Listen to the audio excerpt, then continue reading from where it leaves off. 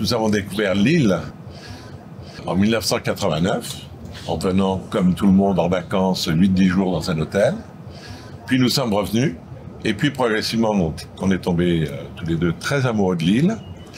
Et finalement, quand on a pu acheter quelque chose via la création des IRS, eh bien nous avons investi à Anaïta. Donc nous sommes arrivés ici en 2008. Et depuis, eh bien, nous passons entre 5-6 semaines et 4-5 mois par an à Anaïta. Et on découvre à chaque fois toujours quelque chose de nouveau dans l'île, que l'on aime beaucoup.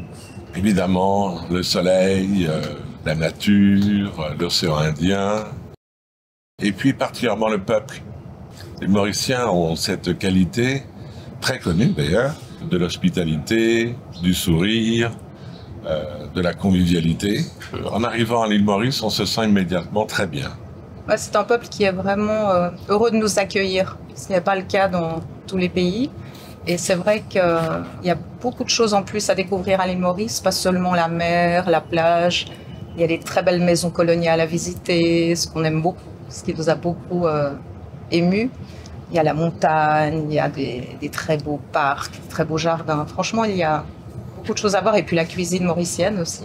Ah, voilà. L'art culinaire mauricien est quand même quelque chose qui nous fait revenir et qu'on apprécie énormément. Et on passe facilement de la cuisine créole aux cuisines indo-mauriciennes et aussi une cuisine plus internationale. Mais la base, c'est la cuisine mauricienne.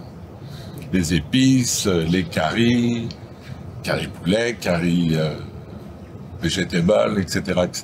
Donc, les rougailles. Les rougailles, les saucisses créoles. Donc, dès que l'on peut, on vient chez nous, à l'île Maurice. Et d'ailleurs, on a fait venir énormément d'amis, de copains, de relations, en les invitant, puis finalement, eux-mêmes, en venant par ailleurs ou investissant dans leur maison, etc., etc. Donc, un grand moment de bonheur quand on vient à Maurice. C'est un endroit très familial, très accueillant pour les enfants. Les Mauriciens adorent les enfants. Et d'ailleurs, les amis qui viennent reviennent avec leurs enfants ou achètent une maison pour faire ensuite venir leur famille. Petits-enfants maintenant. Donc les vacances, d'ailleurs on le voit, hein, dès qu'il y a des vacances, les fêtes de fin d'année, vacances de février ou mars, avril, on voit dans les avions des ribambelles de famille et c'est formidable.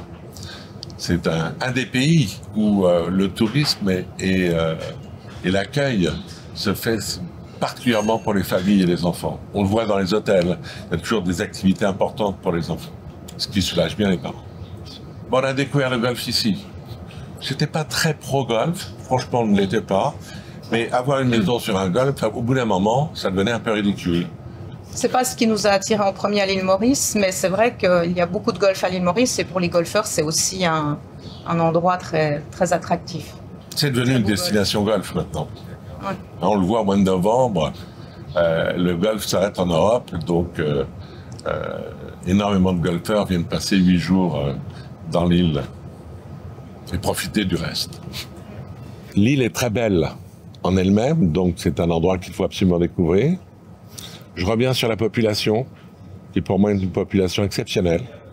Mélange de cultures, créole, indo-mauricienne, sino-mauricienne, et évidemment les vieilles familles franco-mauriciennes. Je dirais aussi qu'il n'y a que 2 ou 3 heures de décalage suivant les périodes de l'année. Donc c'est vraiment un voyage qui est facile, où on peut venir même une semaine.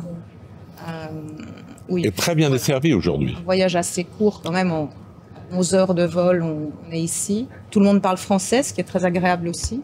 Français et anglais, donc c'est vraiment, on se sent un peu très vite comme à la maison.